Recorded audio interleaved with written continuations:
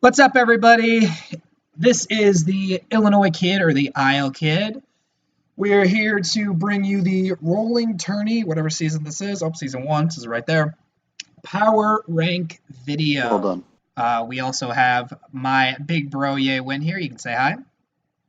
Hi, my name is actually Devin. He's probably going to call me Devin. I'm probably going to call him Brandon That is our because names. Illinois, those are our names, and it's just a lot easier to call him that.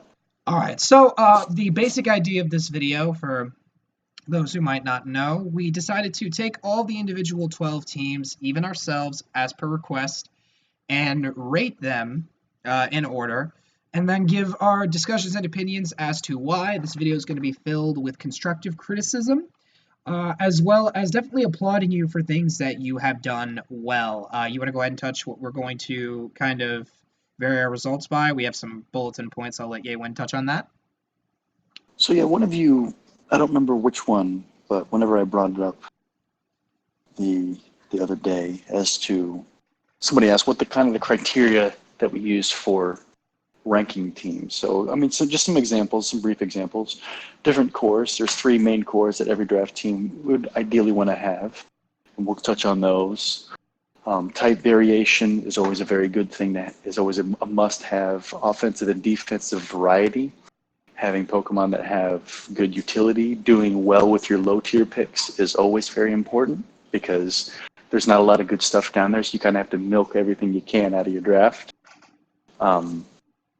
And just kind of having things that fill different niche roles, some luxury items as well, like some things that have like niche abilities like Contrary and Prankster. Those are always very good to have. Not a Priority necessity, two. but priority is also a very important thing to have. Volt Turn is also another very big one because that does give you momentum. So having momentum in a in-game battle, very important. If you have access to that or readily access to that, you're going to be doing better off, in a season. Hazard setting and hazard removal can be very important as well. If you have, three layers of spikes set up on your side of the field and stealth rocks, you're going to want to get rid of that crap pretty quick.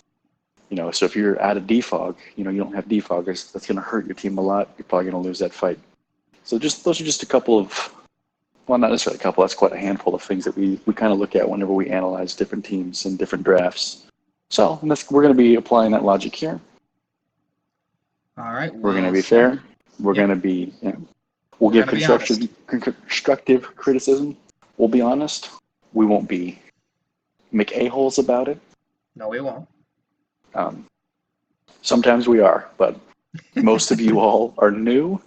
So I'm gonna dial back the assholery that I normally have. And I was gonna say these And I these also don't know videos. any of you guys, so I can't really roast you guys for good or bad decision making. These videos are usually themed like good cop, bad cop. Like I kind of try to see the point of your team, and he's not that.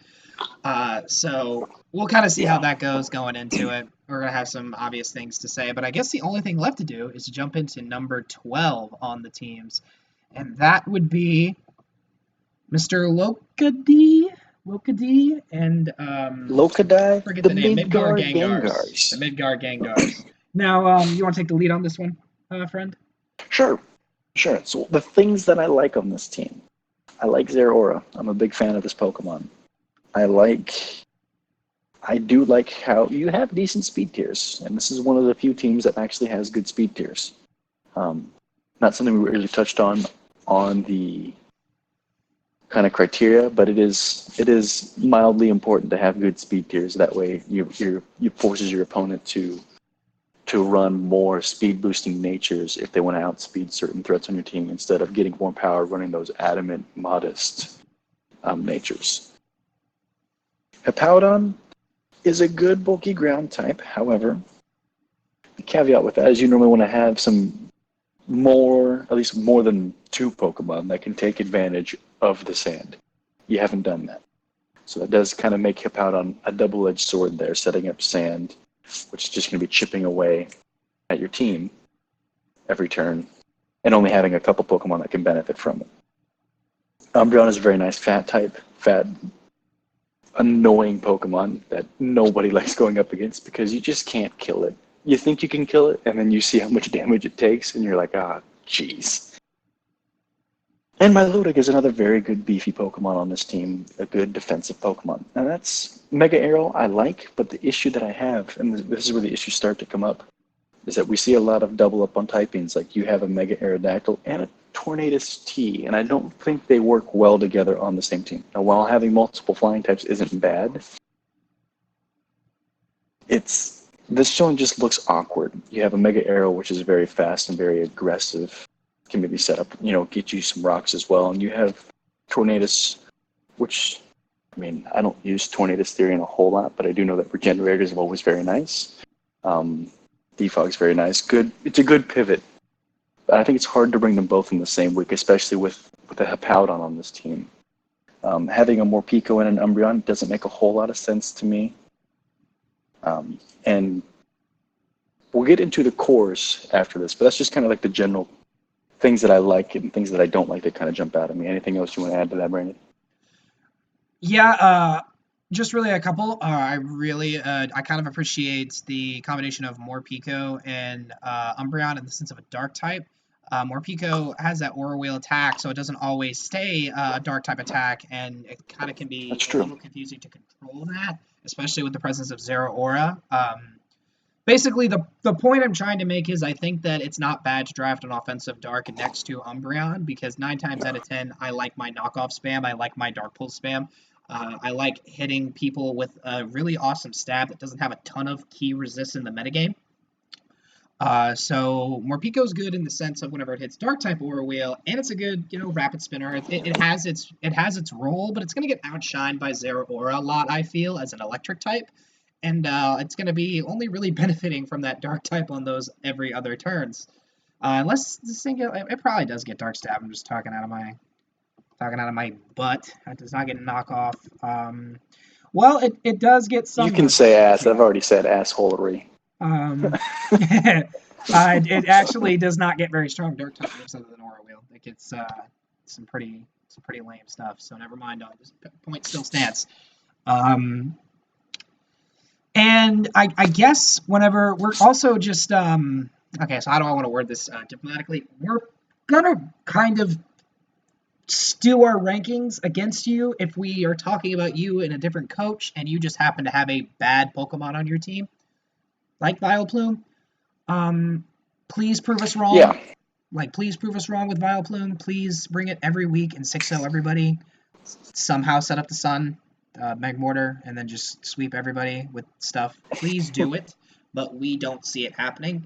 This is going to be one of those. It's also very important to us that you do well with your low tier picks, that you maximize that potential. You find those gems that work super well with your team, and you maximize that potential, and don't just lazily slap on a grounded poison that also happens to be a grass that works with your team.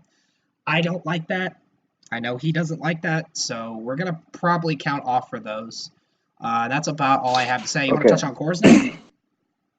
So, as I said, there are 3 main cores.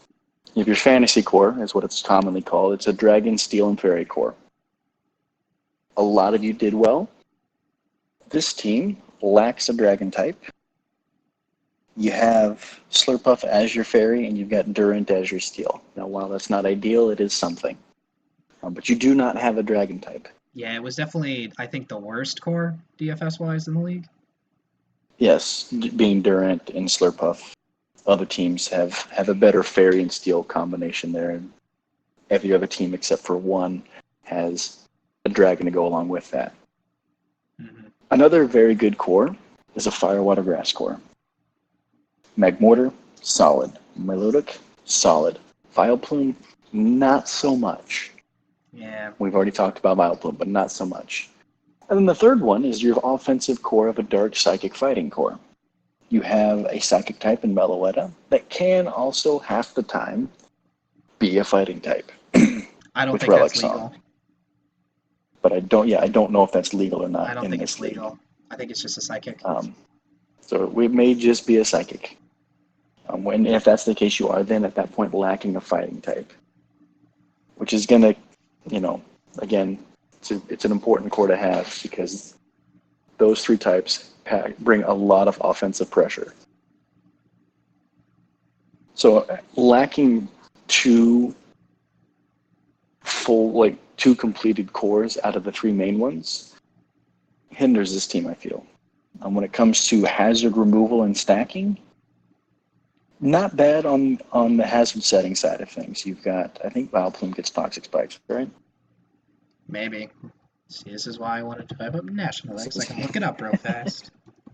Does not get Toxic Spikes. It does not get Toxic Spikes. Doesn't get Toxic Spikes. Okay. So you've got webs and you've got rocks, and I think that's it. Durant is not a stealth rocker. Contrary to but you've got an Umbreon, you've got a Hippowdon, and you've got a Mega Aerodactyl for stealth rock setting. Hippowdon obviously is going to be your primary stealth rocker, and you've got Slurpuff whenever you want to bring sticky webs for more speed control. Slurpuff can also defog, so can Mega Arrow, and then Morpeko can rapid spin, and then obviously Tornadus can defog, so good hazard removal. So good hazard removal, passable hazard setting. Okay. Listen, passable hazard setting. You don't have spikes, which sucks, but Hippowdon is a really, really good stealth rocker, so that's why I'm allowing it as. That's why I said passable. Right. It's not ideal, but you can get by with that. Fair enough. But I think we touched everything. Volturn. You've got Zeraora, you've got Torn-T. I'm assuming Durant gets U-turn, no. But no, sir. Doesn't? Oh, good grief. Yeah, no, Durant, sir. I like you, Durant. Why are you so bad? No, sir. I thought Aerodactyl always got U-turn. It does not either. I thought so too. Okay. Yep. So we have Torn and Zera. 3 Volt Switchers. Sure. Torn, Zera, and Morpeko. Yeah, so Morpeko and Zera for Volt Switch, and Torn-T for U-turn is less than ideal. That is suboptimal, I feel. You have 3, and you have 2, which is I don't know what the benchmark is. 3 or 4 is always a good area to have for Volturn, but Morpeko feels and Zeraora are kind of very similar Pokemon. Half the time, anyway. Whenever Aura Wheel is hitting on the electric side. But yeah, did you just want to bring up that last thing and then move on? Yeah. So we won't always do this, but something that we did notice is that since you are missing a dragon type, what we'll do is if we see something that we brainstorm ideas sometimes, we're like, how would you improve this team? Well, how will we improve this team? If you want to do this, you can. You don't have to. But we think that dropping Meloetta and Durant, and in their stead picking up Duraludon and Mesprit helps out a lot. What that does is it gives you 2 more stealth rockers, you maintain your steel type, and you get a dragon type, and you keep your psychic type as well. You get to keep the offensive power of your steel as well as actually gaining a defensive presence as well, with really awesome utility moves and things like Thunder Wave, Trick, U-turn, Stealth Rock, and again Stealth Rock, and probably Knockoff. Pretty sure it gets Knockoff, which this team lacks. So it would be a really awesome addition. Just our thoughts. Again, take our advice with a grain of salt if you want. But that's just what we would do. Yep. And moving on to number 11, we have Run 2, Mr. Rain Team. Southeastern Aegislashes. Theme teams in general are not usually going to rate high, unfortunately, because they don't look the best on paper. 9 times out of 10. This. Really before awesome your dropping. Before your free agency trades, this team was the worst team. You fixed a lot of problems. It was. You fixed a lot of problems. I will agree with that.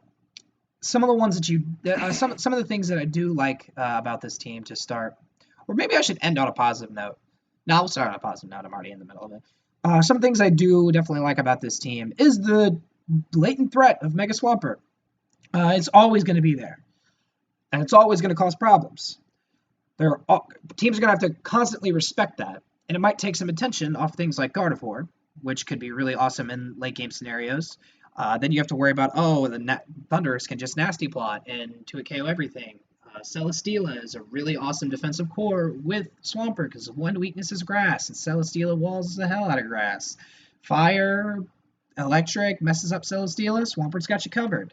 That's a nice little 1-2 punch there. I really do appreciate that, making those fire moves weaker for Celesteela too, so it can sit there and be fat forever. I love it. I definitely love that concept. Golisopod adds priority to your team. Little niche there, like Banded First Impressions, or you could run meta sets like Life Orb First Impressions, or something that can actually let you switch your attacks. Mr. Rhyme. That ability is cheeks, though. Emergency exit is so bad.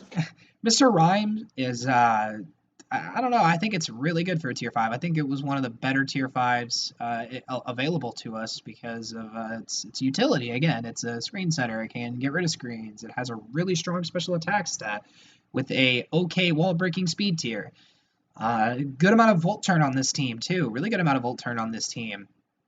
With the likes of Thunderous, Pelipper, Raichu, did I just cover it all? No, Heliolisk, sorry. Heliolisk as well. Heliolisk, sorry, yeah, my bad. And then it's access to both. And then when it comes to hazard removal, you have 2 spinners and 2 defoggers. Yes, 2 spinners and 2 defoggers.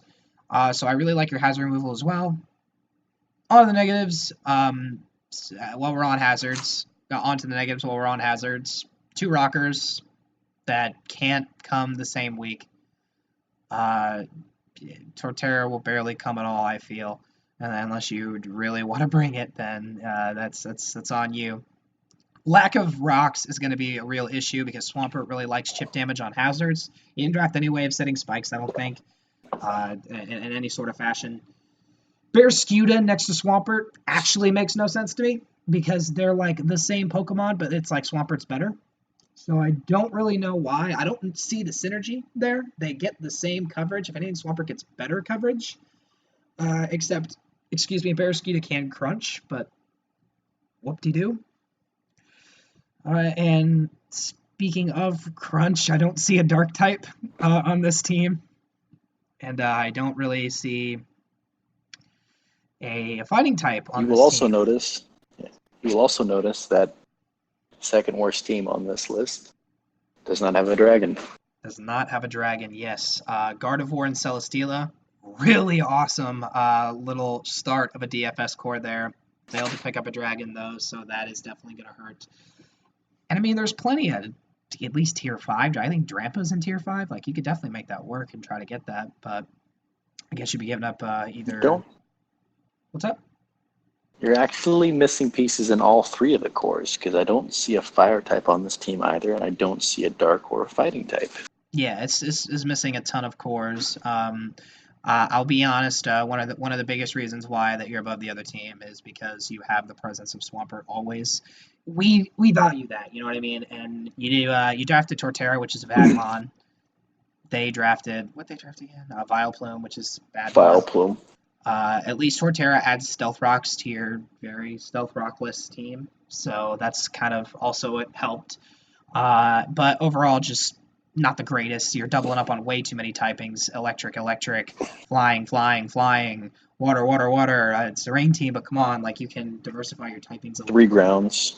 3 grounds, 3 ground too. types. 3 grounds, on too. On a rain team, too. I don't think that's ideal. Super Scald week, unfortunately. Really Scald week. You're really relying on Pelipper, and that can become predictable. And Dry Skin Heliolisk, too. It's pretty good. But still, as a whole, things don't want to get burned. Super easy to volt turn on this team as well, with just how slow it is on base with Pelipper having to come in and how slow everything is outside of rain. The only real fast mon you have outside of rain is Bearscuda. And another point I wanted to make on those speed tiers is your team cannot function outside of rain. It's impossible. You have to have rain to maximize this team's potential, or else you'll just fall flat. I mean, if you don't bring rain, you bring like Thunderous, Celesteela, Gardevoir. That's cool, but it's just lacking something. Bearscuda's next, with Bearscuda be easily walled. It's just lacking a lot, I feel, with the cores and then doubling up on the typings. Not enough offensive synergy, and not enough Not enough hazard removal, something I haven't even really touched on. No, sorry, that was the last. I'm reading my notes from the last team. This does have hazard removal and 3 That's stealth what's got. rockers. I said 2, but it's got 3. I'm really sorry about that, Siron. Don't crucify me. I forgot Pert's a rocker, but really unviable to use It rocks doesn't on want Pert. to. It Yeah, doesn't. It doesn't want to. there's a reason why I forgot. Well, that's all I had. I you hit the nail on the head there. I mean, I mean, you again, as he said, I think the biggest issue is just there's a lot of doubled up typings unnecessarily. Yeah. Double electric, We get that it's a rain team, but triple come on. flying, triple ground, double psychic. Sorry, triple electric, because I forgot Alolan Raichu, yeah. So, I think, and while you're going to have a lot of water types on a rain team and have things that can take advantage of the rain, there's also plenty of other things that can take advantage of the rain and not be those types. Like Ferrothorn loves having rain up because it hates fire. You know, so So I it really just, appreciates you know what else is pretty really funny? appreciates that. Hmm. For a rain team, this is pretty weak to ice. Yeah, it is. You All right, normally don't see that either. But yeah, we'll move on from this team. number 10. Number 10, Killer Tomato, the next theme team, the Sand team. All right. I remember looking at this team on paper at first. I think it was a winner. But I'll let you take the lead on this one. So, I'll just start with the obvious. Tapu Koko, Kyurem, and Excadrill. A very good core of offensive monster. I'm going to probably include Comfy in there since Coco doesn't really get fairy stat outside of Dazzling Gleam. Offense base 95 So, special attack. yeah. And you're going to be wanting, I mean, if you can run Life Orb Coco, you can do a lot of things with that, but having a generally weaker fairy special attacking fairy move, it's not like a Moon Blast or anything like that you would prefer to have. Comfy getting triage with Draining Kiss, though, I think is very good. So good Dragon Fairy Steel core. Your Fire Water Grass core of Salazzle, Chestnut, I think is decent. Basculin, I don't think is a good Pokemon. I do know it gets adaptability. It's got like a base 95 attack stat, somewhere around there, which isn't terrible. But overall, I don't think it's a good Pokemon. I think it's base 90 attack with 95 speed, I think. 92 attack with 95 speed. 92 attack, 95 speed, okay. And then this is where things start to get weird for me, though, is the Dark Psychic Fighting Core of Mandibuzz, Orbeetle, and Chestnut. This is where things start to get a little weird. Like, it's there, but this core is really supposed to be offensive. And this one's not. It's not very offensive. Orbeetle, Orbeetle can dish out some punishment, and so can Chestnut, but not really like the level of offense that you want to have in your offensive core of Dark Psychic Fighting. Do you know Orbeetle's offensive stats? Do you know Orbeetle's offensive stats? What are they? 45 and 80 in special attack. 80. That is not dishing out any damage. Yeah, there's no damage there. Chestnut, I was thinking it's Spadef. Yeah. Chestnut, though, has got like 107. It's got good defenses. So. Chestnut can pack a punch. Okay. Oops, I closed out of the team builder. Okay, we're back. We're back, boys and girls. Okay. Sand, though, the sand aspect of this team. We'll get to that because there's a Gigalith on this team that can set up Sand Street. You've got a Mandibuzz that can run Overcoat, no longer affected by the sand. You know, it can appreciate that. Stoutland, Sand Rush, awesome. Nailed it. Excadrill, Sand Rush, awesome. Killing it. And that's about where it ends. Gigalith gets a Spadef boost. Well, Yeah, that's a given. But that's about it. Everything else doesn't really want to take that chip damage. Coco doesn't want to be getting chipped. Salazzle definitely does not want to be getting chipped, especially if you're running like a focus sash on the Salazzle. That's a good point. I was about to say, this kills Salazzle Sash. This kills Sash Salazzle. That no longer becomes an option whenever you bringing in the sand aspects of this team, which I think you're going to want to some of the time, especially against another weather team. Having a slower weather setter is always great. But I think I also don't like Mega Banette.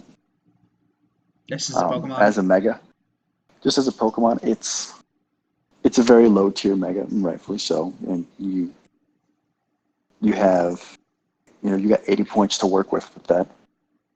But I don't know if that's worth it because, while Prankster's a nice ability, and it does feel a very niche role, and you've got a good spin blocker there as well, it just, for how slow it is, it can't take a lot of punishment. You're going to be relying on like a T-Wave to kind of keep it, to outspeed things now, or like a Will-O-Wisp to weaken the attack so you can, take those hits. So it just kind of makes things a bit awkward. And dark types are really threatening for it since they are immune to its Prankster and resist its Ghost Stab. Yeah. Comfy though is a nice Pokemon on this team. I do like Comfy. Having that triage Draining Kiss is a very nice little niche that you have. Volturn on this team is, let's see, Coco, Mandibuzz, and Orbeetle might get U-turn. Yeah, we're very professional because we keep looking things up. Yeah, Orbeetle does get U-turn. Yeah, absolutely. The Volturn core is Coco, which gets Volt Switch and U-turn, Mandibuzz, Orbeetle, and that's it. Nice little U-turner. So your Bulkymons and Orbeetle and Mandibuzz is actually quite nice that they do get U-turn because that does make them a decent bulky pivot. True. Coco has access to U-turn out of there whenever it sees the ground type it doesn't like. You get free chip off on the ground type, and you can go into your Basculin maybe. Kyurem, I'd probably go Kyurem or Chestnut, honestly. Depending on what the ground type is, if it's. But you have options that you can go into for sure. This team also didn't draft bad hazards. It's got a pretty decent lack of stealth rockers, which is Gigalith and Excadrill. But Chestnut can set up spikes, Orbeetle can web, and Salazzle can Toxic Spike. So it's a pretty little nice span there. It's pretty good. You have a spread. You have access to every type of hazard you would want to have. True. Hazard removal. Let's see. Mandibuzz. I always like to think Kyurem gets defog, but it doesn't. You're looking at Coco, you're looking at Mandibuzz, you're looking at Excadrill. And you might be looking at Comfy. I don't remember if Comfy used to run defog back in the day. You are looking at Comfy. You are looking at Comfy. So 4 ways to remove hazards. Sweet. Realistically, Coco doesn't necessarily want to run defog. You can do it though. It's one of those more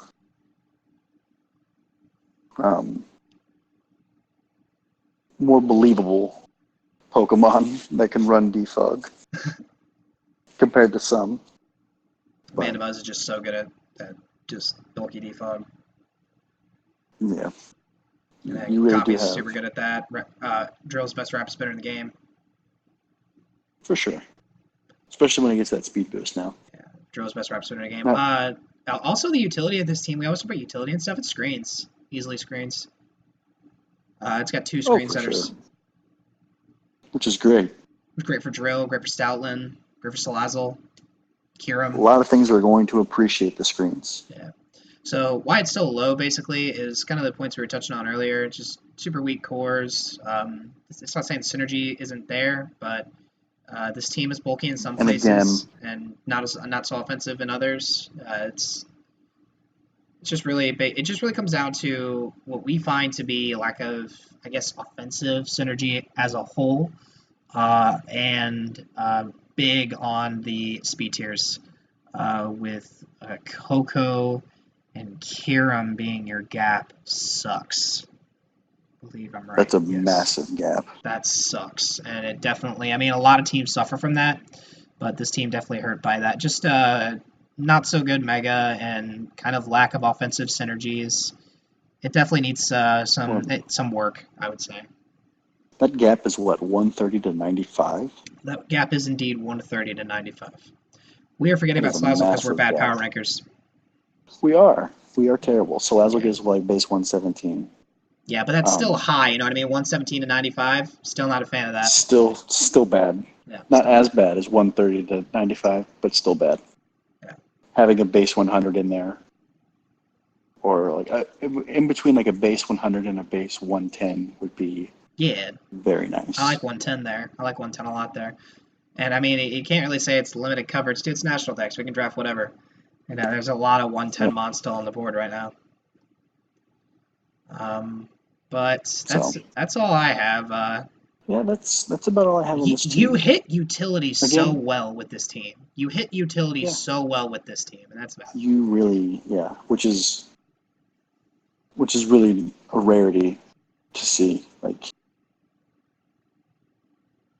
a lot of teams will Struggle with utility. struggle to find those niche mons, and you've found all the niche mons really, which is fantastic. With just really good offensive hitters, and that's it.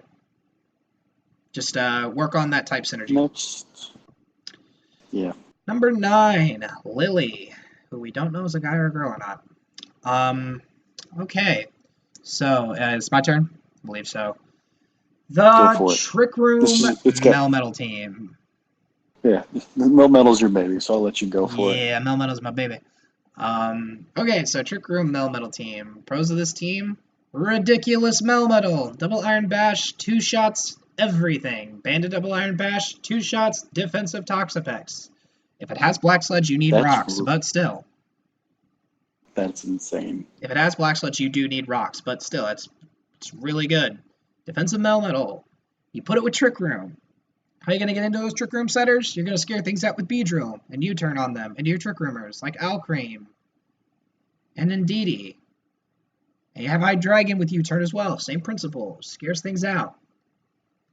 To Alcream and Indeedee, you can set up Trick Room. I think Celebi gets Trick Room too. Maybe.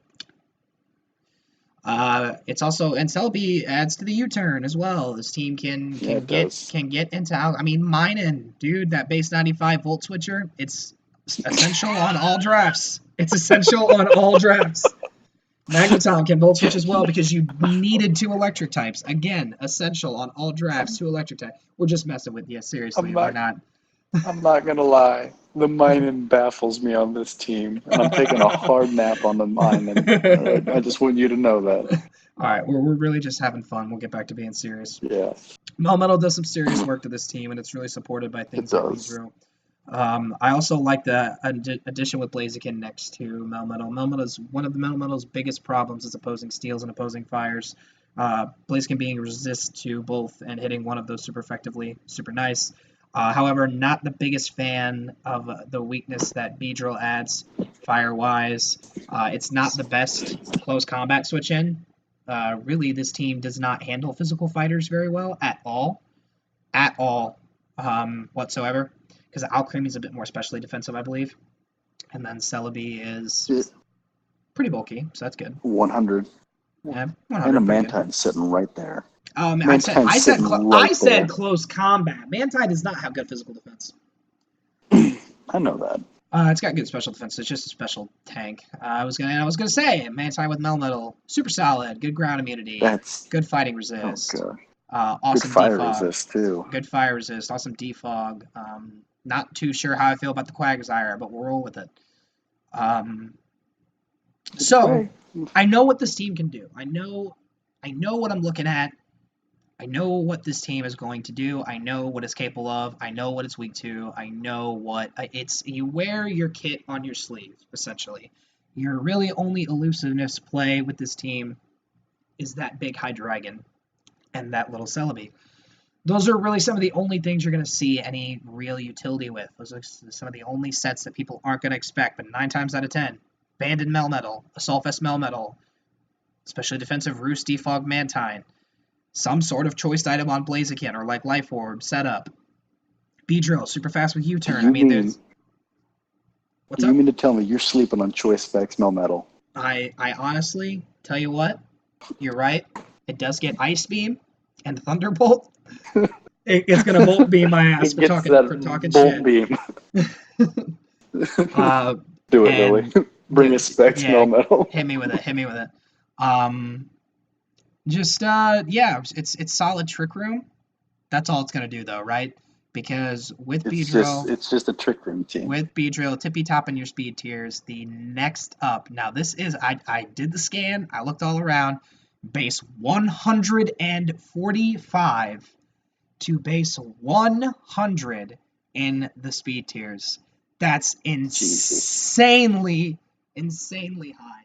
You can run Adamant, Modest, whatever you want on this team and not care.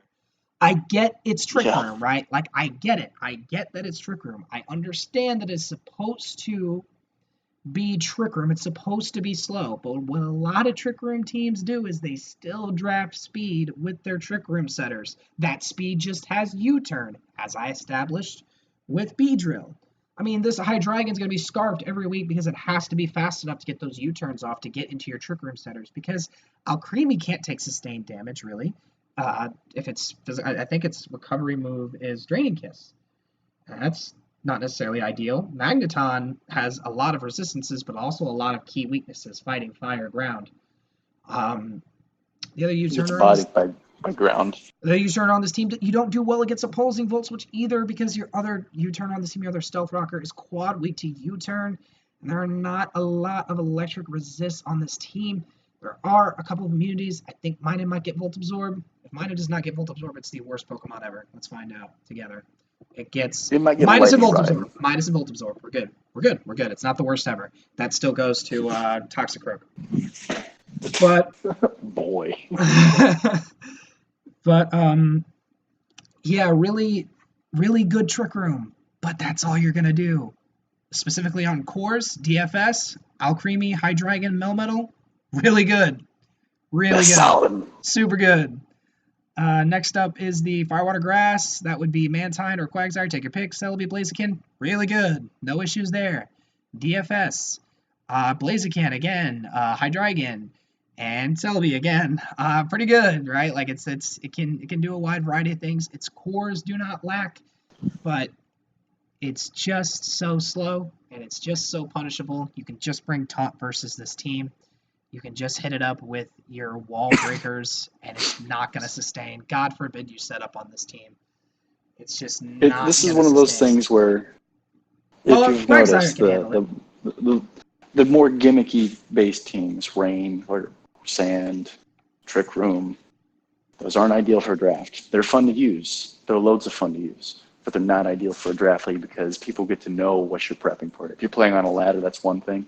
Bring a Trick Room team, do it, go for it, have fun. But in a draft where people can see what you have and can see what you can possibly bring, makes you a lot easier to prep for whenever you put in that box. And this is why, offensive and defensive versatility and having options with those mons is very important. Because when you're put in a box like this, Melmetal's scary in Trick Room.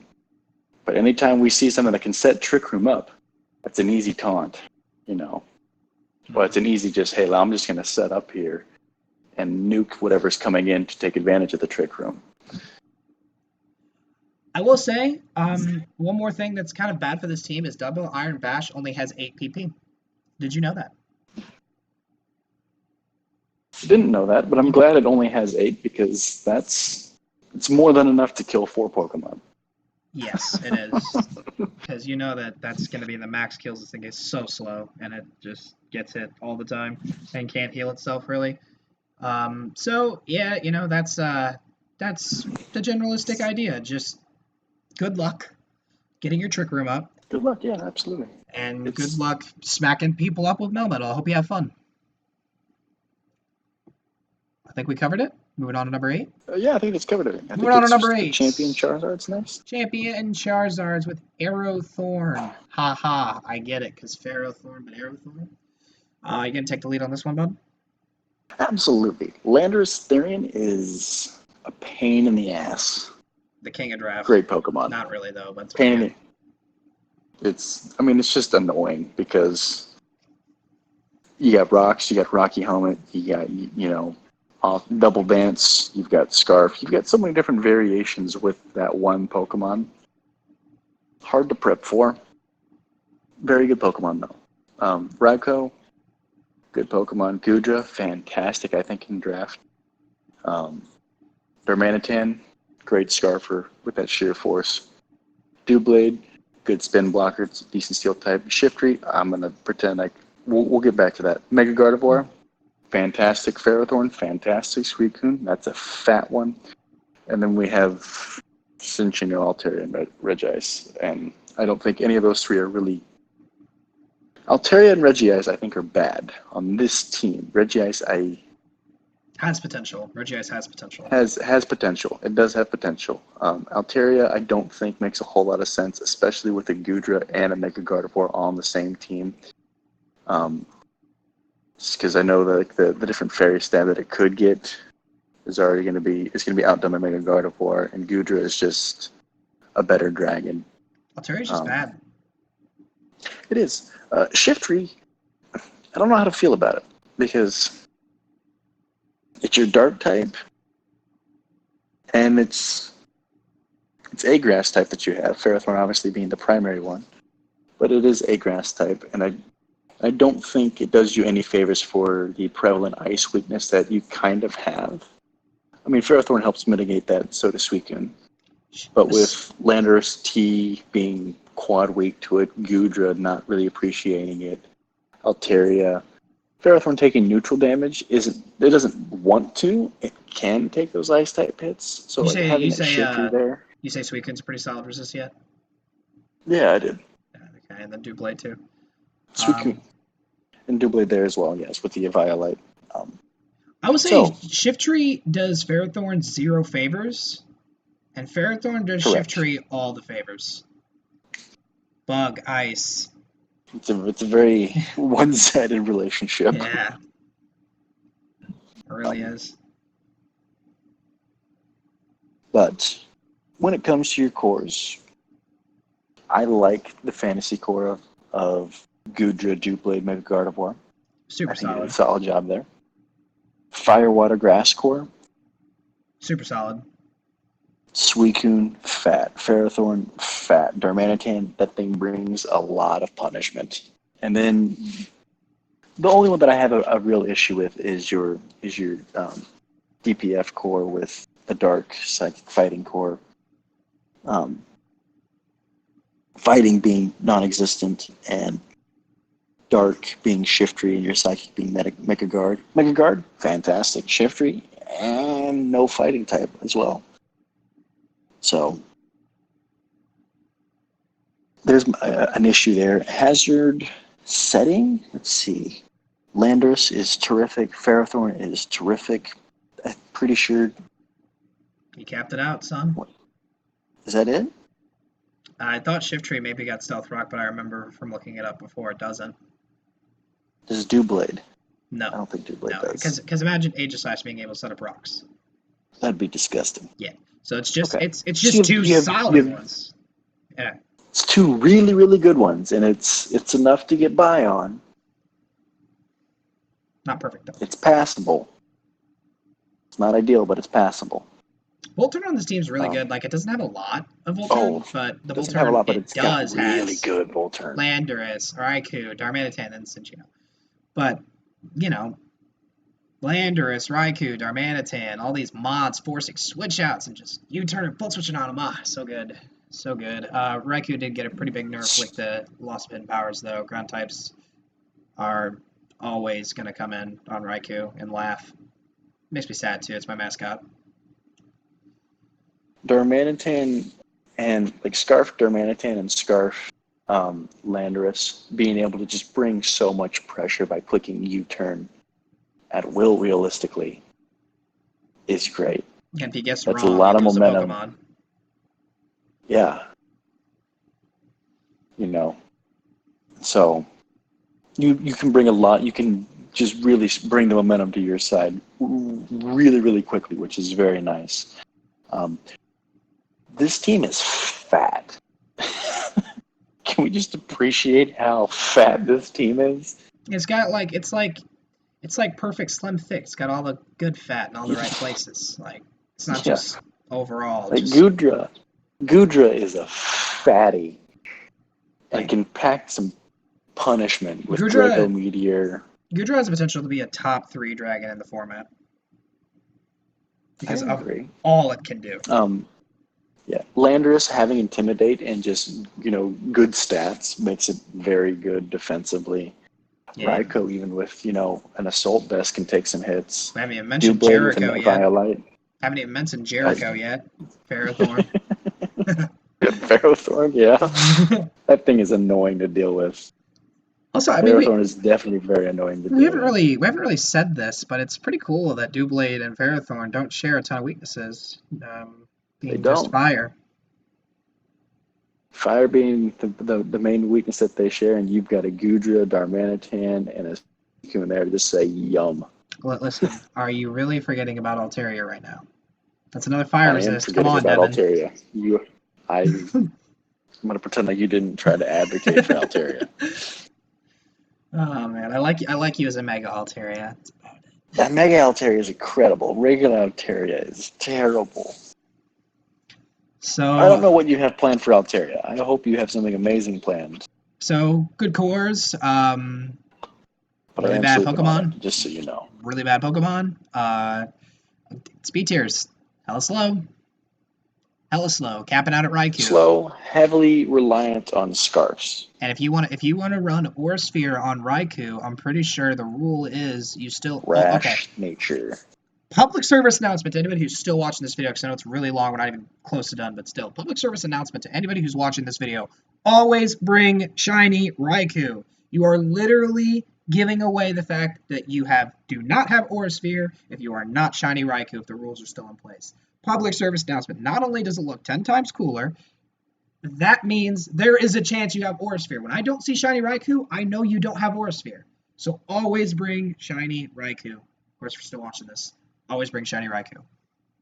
Okay. Do you think I said it enough, or do you think I need to say it one more time? No, I think you said it enough. Okay. We might say it once more at the very end. Okay, I will for sure. In case anybody just skipped to the end to see who number 1 was. Yeah, absolutely. Yeah, slow. And again, you cap out at Raikou. Rash nature does not boost speed, so. And it's true. That's still your fastest because it's going to be 329 speed point right above Gardevoir. If you run Aura Sphere on your Raikou, which is a really good coverage move, you would be lacking if you don't have it. Your max speed is 329 speed. Your max speed is 329 speed on this entire team. And then there's Cinccino. You thought I forgot about Cinccino this time. I was planning to say that exactly how I wanted to. And then there's Cinccino. The reason why I didn't bring up Cinccino is because Cinccino should come 3 weeks or less. So it's a very niche Pokemon. That is hard to be your max when you're not wearing it on your sleeve. Like Darmanitan, Gudra, Raikou, Landorus, Gardevoir. Oh wait, I have to fit in my speed. You see what I mean about the 6-mod syndrome thing? It's just hard to fit in Cinccino on this team. So you'd be capping out at Raikou, which is just ugly.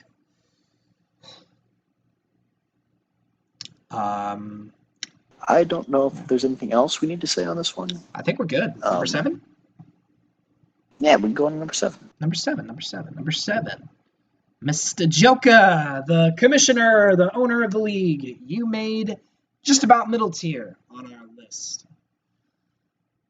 Is it my turn to take the lead? I think it is. Good, because I particularly hate a particular Pokemon on this team, so I'm so glad I get to talk about it. DFS. Bro, you went back to Gen 6, by the way, this whole team. You went back to Gen 6. Whole team. You decided Gen 6 was the way, and I don't blame you. Some good stuff came out of Gen 6. For instance, So Mega did, Scizor. by the way, so did the last team as well. Last team as well went back to Gen 6. Yeah, Mega Scizor is really good from Gen 6. Sylveon, super good from Gen 6. That little DFS core right there, oh, just mwah, so good. So great in every way. You can move on Firewater Grass, Roserade, Arcanine, and Swampert. Oh man, it's just Spicy. looking clean, right?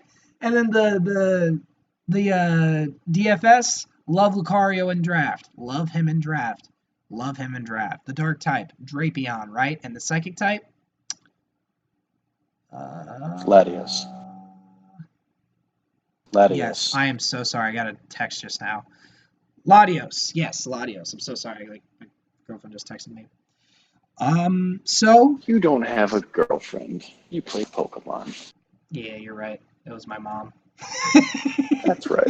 All right, no, DFS really good. All cores, super solid, All course, great. super solid. Nailed the cores, nailed the cores. And then whenever you look at just other stuff on the team that's worth mentioning, you drafted a good ice type. That's hard to come by. Mamoswine's a great ice That type. is hard to come by. Here's what's not so great about Mamoswine though. At the current moment with this build team, is one of only 2 of your stealth rockers. Swampert is a mono rock Smon. Mon always has room for stealth rock. It always has room for stealth rock for sure. Pretty much no matter what. So you're going to be definitely good there in the sense of stealth rock like consistency. But again, it's going to get flagged because though it's passable, it's not the best. Toxic Spike spam on this team is prevalent with the double poison type. Gonna touch on how I don't feel about that too. I would say that Drapion or Roserade is a neutrality to Earthquake and stuff like that, but Roserade has base 60 defense. You can push that thing over and it'll die.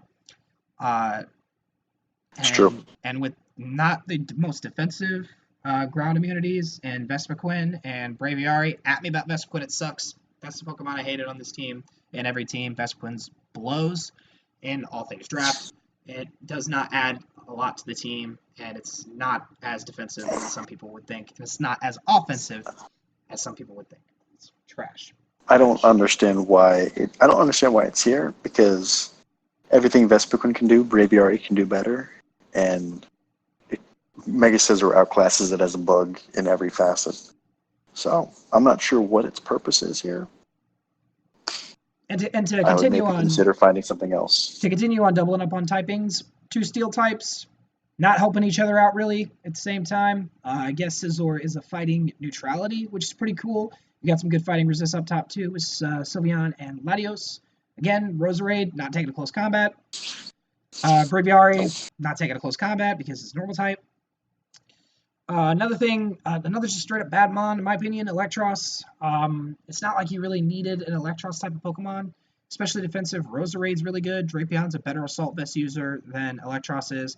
I guess it doesn't have any weaknesses. It's one of the only Pokemon that doesn't have any weaknesses, barring the opponent does not have a Mold Breaker Earthquake, which is very situational, so that's understandable. But still, I don't know what it really Good niche offers to your mod team for sure. other than adding to your lackluster. No, I count Baton Pass. I don't know if Baton Pass is allowed. I think it's allowed.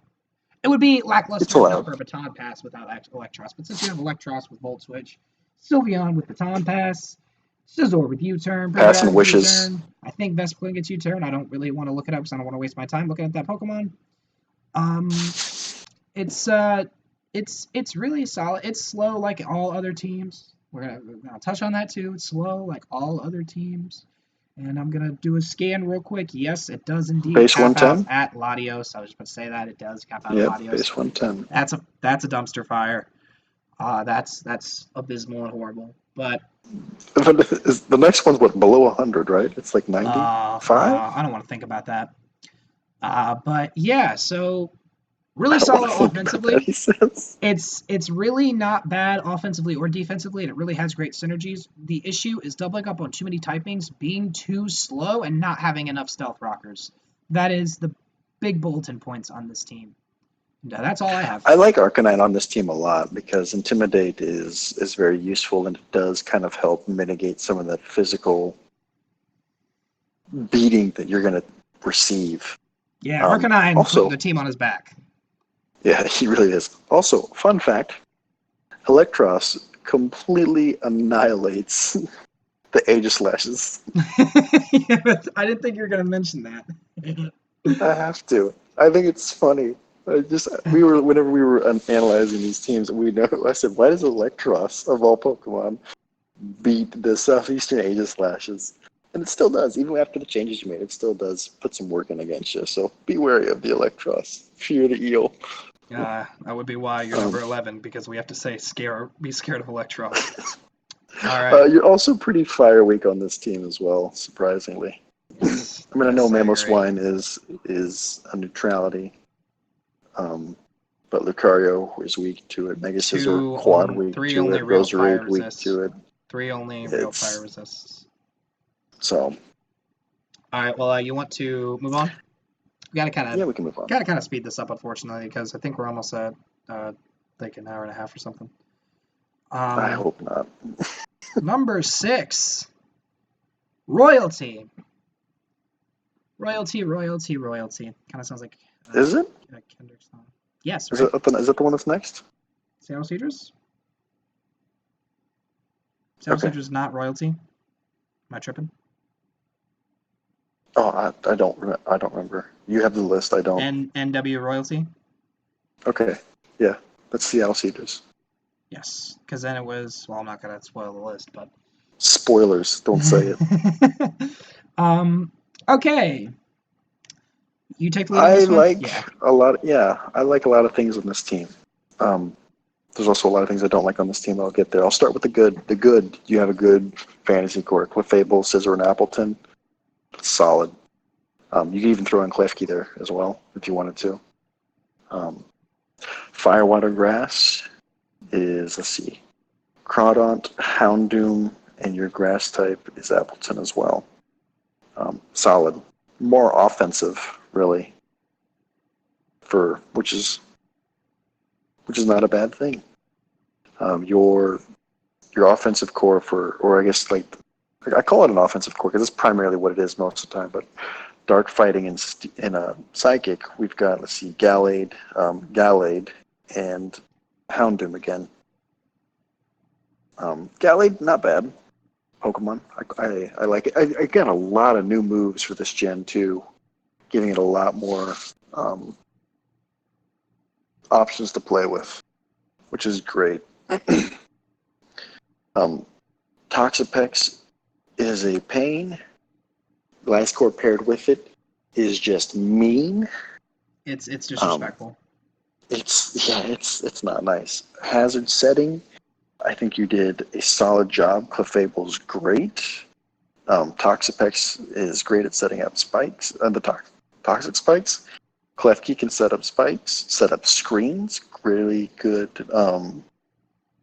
niche pick there. Gliscor can set up rocks. Mudsdale makes zero sense on this team because everything it does, Gliscor does better tenfold. You also forgot Frostlass gets spikes. Yeah, Frostlass gets spikes. So. And you get the Destiny Bond shenanigans as well. It also gets Ice Shard. Gets weird stuff. Speed tiers? Yeah. Speed tiers on this team, not terrible. Caps out at Houndoom, I believe. Yeah, Mega Houndoom, and then you go down to Frostlass next. And then... Yeah, Manectric. Then after Manectric. 105, Gliscor 95. And then everything. Yeah. So, not bad. A pretty good job on your speed tiers. It's slow, but it's it's one of the first that actually got like actual separation in those really important speed tiers. We're not really worried about like base 60 and stuff like that. Like yeah. It's just like whatever. It's just slow. Like Gallade's a good anchor. It is. A lot of good utility mons in here. Clefable has a lot of utility. Is a very good mon in draft. Scizor being able to just kind of bring punishment with banded sets is awesome. Crawdont and Houndoom on the same team. I don't know how I feel about it. I don't feel bad about it. I don't feel good about it though. I never liked that. Because you have two. You have kind of two offensive dark type set. On this team, he already has a water type too. Yeah. I was going to address the fact that I didn't like Crawdon and Toxapex. Crawdon and Mega Houndoom, you can kind of get away with because one's clicking Dark Pulse and one's clicking Knockoff. So you can kind of hit both sides, but that's about the only benefit you're reaping from that. I do really like Klefki on this team. However, I don't know if it's a necessary thing to have where you have a Scizor and a Clefable. It's not bad having multiple steel types or multiple fairies, especially when Klefki can just click Magnet Rise, Prankster Magnet Rise, and no longer have to worry about Earthquake. Or any ground type move for that matter. And being able to set up screens and spikes is fantastic. A lot of good things here. I think doubling up on too many typings though unnecessarily is why we kind of have this team here. Again, the teams are getting better, so we're going to have less negative, and we're going to have more positive things to say. Also, why not get a low-tier Sunsetter instead of like Mudsdale or something to actually give Mega Houndoom something? Give it something to play with. Like, again, like we don't do this all the time, but that's just something I noticed right off the bat. Mudsdale is very easily replaceable. So just give yourself that low-tier Sunsetter to give Houndoom that room. Like Torkoal. That keeps your rocks. Rapid Spin. Yeah, keeps your rocks, Rapid Spin. Gives you another Stealth Rocker as well. Yeah, keeps her. Yeah. Also, the Volt turn on this team leaves something to be desired for sure. Well, Manectric, Scizor, Gliscor. That's it. Yeah. And Gliscor, when you run U-turn on Gliscor, if you're going Stealth Rock, you might be for going Stealth Rock, you might be for going Roost, you might be for going Knockoff. Gliscor, doesn't mind running U-turn, but it's not like you're going to bring it every week. Scizor, it's a must. So that's cool. I mean, yeah, that's the primary stab. Manectric is also a must because Manectric gets actually negative coverage. Your set every week is going to be Thunderbolt, Flamethrower / Overheat, take your pick, Volt Switch, Snarl. That's it. You do, as it stands right now, you do have 3 immunities to electric type moves, which is great because Manectric does get Lightning Rod. And currently 3. Maybe after the Torkoal it'll just be 2, but that'd still be good. Yeah, but still. So not terrible, not great, just kind of middle of the road. Your hazard removal is there, your hazard setting is there at all facets. So not a bad, just kind of unnecessarily doubling up on typings, I think is the main issue here. All right. Top 5? Yeah. Top 5. At number 5, we have the Cold War Cryogonals and Team Monotone. That's embarrassing. I didn't add the Monotone right there. I left one of the teams that just said Untitled 75 and not also Monotone. Don't worry, we're good for all you OCD folk out there, like myself. Monotone. I thought we already talked about Tapu Koko. I like this team. Hey, I thought we already talked about Tapu Koko. This is Tapu Fini. This is Tapu Fini. Haha. Funny memes. I put Tapu Koko. Okay. Sorry. You're a genius. We're so professionals. Smart. I'm so smart, dude. I'm so smart. Okay, Tapu Fini. I lied. I trolled you. In case you were wondering, Monotone. You're watching. Tapu Fini on this team. Tapu Fini on this team paired with Mega Venusaur is much better than Tapu Koko and Mega Venusaur. Yeah, it's really good. Because I was talking about how good that those two are. That's why this team is really high, is because I kept advocating for how good that was. And I put Tapu Koko because I'm really stupid. Wow, and I definitely appreciate how you put me on this team, as in Flygon. If you guys didn't know, I'm a Flygon. It's my spirit animal. And I will be sure to bring the Cold War Cryogonals joy and triumph to the best of my ability. I don't think this is my lead, though. It is. Oh. Is it? Yes. I was waiting for you to quit rambling. Jeez, I am just so good at power rankings. Okay, anyway.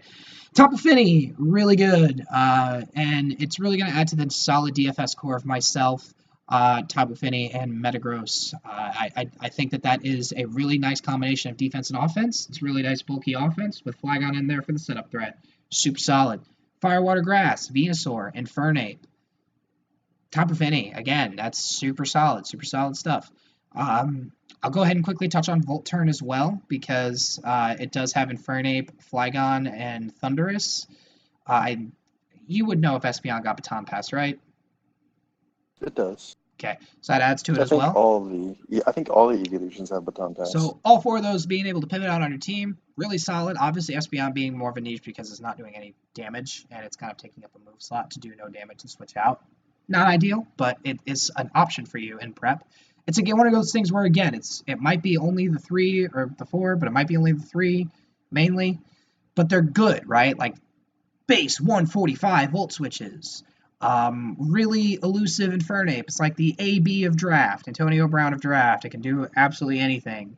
And being able to U-turn out whenever you're expecting a fire or a fighting move is super good. Flygon, is it going to Dragon Dance or is it going to be like locked into U-turn? You know, it's super solid stuff all around. The defensive core itself does not share a lot of weaknesses with each other. Like Venusaur and Tapu Fini do not share a lot of weaknesses, not cover any weaknesses really. Metagross is perfect next to Venusaur because it only has two weaknesses that it covers. Because it's like a fire neutrality, but really it's a resist because it's so bulky in Venusaur. And then Tapu Fini is there to soak up those fire hits as well.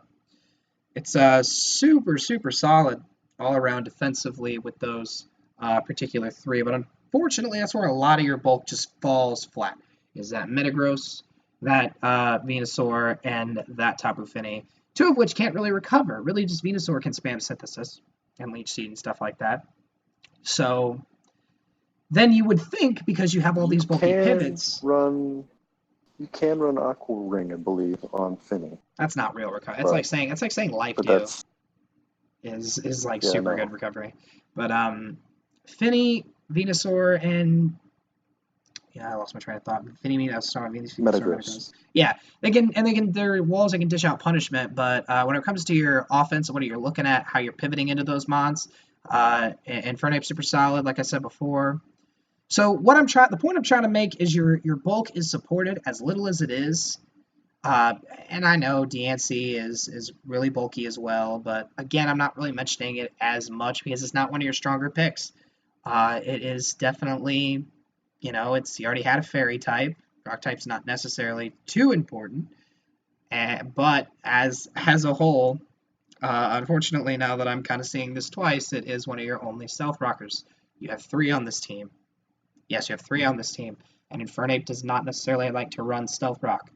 Metagross can run Stealth Rock, but you're missing out on its other sets. It's Rock Polish set. It's Choice Banded sets. Hurt from Stealth Rock. If there's a bulky water type on the team, you want to catch it with Toxic. That's going to take up a move slot. That's going to hurt more Stealth Rock. That means you only have two attacking moves if you want to run that. Again, super specific scenarios, but this is draft. There's going to be full of those super specific scenarios that you want the absolute most out of your team. And I'll tell you, three rockers like this, where you have two primary offensive mons and just a defensive stealth rocker, that does not really work well with Tapu Fini. Not terribly ideal. I do like the Morgrim on this team. I was gonna, it gives you screens, and it basically it's discount Grimmsnarl, and Grimmsnarl is already kind of so the Eviolite really helping out those poor defenses on Grimmsnarl. HP still isn't the very best, but Dark Fairy is a super unique combination. This is not your only fairy. You tripled up on the fairy typing, which is double up I don't mind, but triple don't know about that. The last thing I'll really touch on is the speed tiers of this team. I want to mention that Cryogonal is a way to remove hazards as well with Tapu Fini and Thundurus as well. And then Magic Bounce, not horrible, passable because of Magic Bounce mainly. Speed tiers on this team, it's really slow. Caps out of base 110, but most teams are really slow. So, yeah. They're still spread out pretty okay, like Infernape to Thundurus. Then Flygon down to base 100. Cryogonal is a very good hazard removal because Heavy Duty Boots is an item that it can run now. So it's not taking that 25% or 24% on entry to spin the rocks away, which is very nice. They actually double up on a lot of speed tiers. 2 base 110s, 2 base 105-ishes with Cryogonal and Infernape, and then 101 or something with 100 and Flygon. Then you're down to like base 95, so this team is really slow, but the speed tiers are kind of clumped together too, so that's not the best thing in the world. But the reason why this team is number 5 is because this is good synergy. Synergy will carry you in really draft. did synergize well with this team. Yeah, synergy will carry you If in draft. something works well together, but you don't have like the flashiest picks, then you're going to perform better than a team that has, you know, like a gimmicky team that works well on a ladder doesn't translate well to draft, whereas this team wouldn't necessarily work well. Like a lot of these mods together wouldn't work well together on a ladder. Does really well in draft because you cover a lot with that Finny Metagross Venusaur core. You have some niche things in there, like an Espeon getting Magic Bounce. You got to respect Espeon. And anytime that you want to set up hazards, you always have to think in the back of your mind, is he gonna read this and like go out into Espeon right now?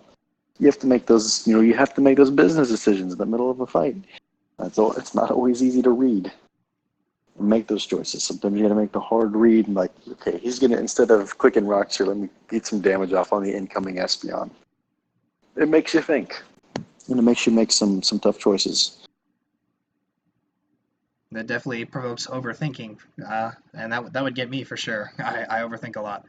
I overpredict a lot, so that would get a player like It's one me of the for reasons sure. why. Yeah, it's one of the reasons why he drafted Patterson. Instead of suffering from Magic Bounce, he gets to make people suffer with the Magic Bounce.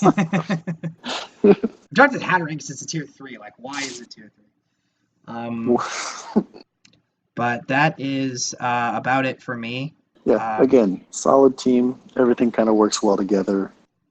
Scrafty, I really like, by the way, on this team. I'm glad you picked that up and dropped the Sableye.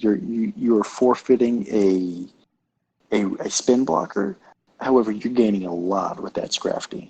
I guess we didn't really talk about that core necessarily either. Like Infernape, Scrafty, and Tapu Fini being that, or Infernape, Scrafty. I said Tapu Fini is a second type for half a second.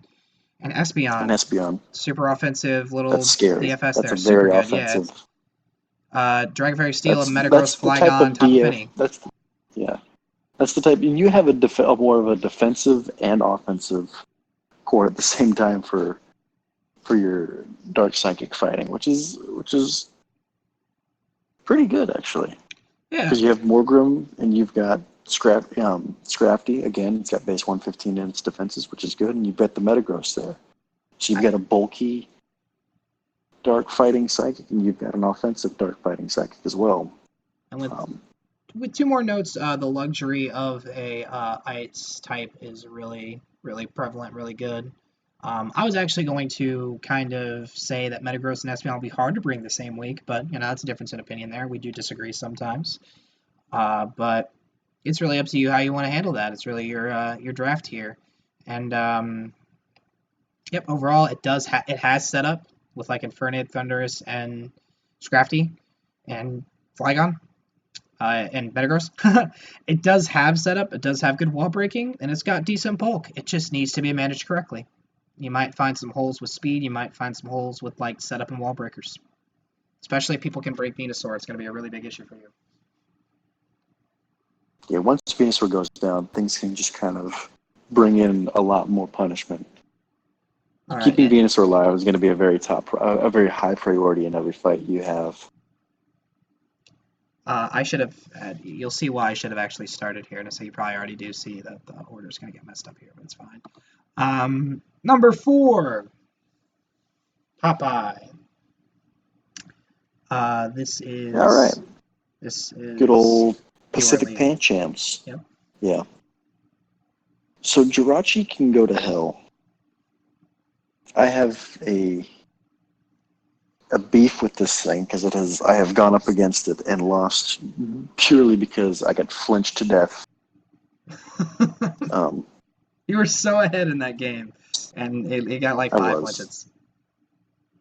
I had a full health. I had a Kyurem that came in when an Alamola clicked Wish and died. And then I got flinched to death. I got flinched halfway to health. The Alamola Wish came through. And then I got flinched to death 6 times in a row. Just flinch. And all I needed to do was land 1 Earth Power. because it was like Couldn't do 30% it. or something. Yeah, couldn't do it. But yes, Jirachi, Mimikyu, and Garchomp for a fantasy core of Steel, Fairy, Dragon is frightening. It's cute. It's real attractive. If you wanted to, it's pretty damn good. And for your Psychic Fighting Dark Core, you fixed it because you didn't have a fighting type, I don't think. And then you added Virizion. And it got a lot better because you added that nice little fighting type in there. But having a Malamar and having a Virizion and having a Jirachi, very nice. Malamar being a contrary user, and for a tier 5, that's a bargain. Just superpowers, not caring if there's sticky webs up, getting a nice speed boost from that. Very nice. Contrary is always a nice little niche thing to have. Your Fire Water Grass Core with Alomomola, Rotom Heat, and Virizion is fat. I like it. Lapras too. Alomomola, fantastic. You have Regenerator there. You've got Fat Wishes you can pass. Ironically, that's what passed the cure on its wish, the Alomomola. So you actually have fantastic support there for everything on this team that doesn't necessarily have recovery. Again, another nice little luxury thing that you can have there. Just passing wishes with Alomomola. Speed tiers, also solid, I think. So you got Mega Pidgeot, and then you've got Garchomp. It's what, not that Alola, solid. Alola, Ninetales, and Garchomp. and then you have a base 100. Yes, it What's Mega is. Pidgeot I'm being speed? critical. I'm being critical. It's base. I thought it was base 130 or something. It's base 121 down to base 109. I'm being critical.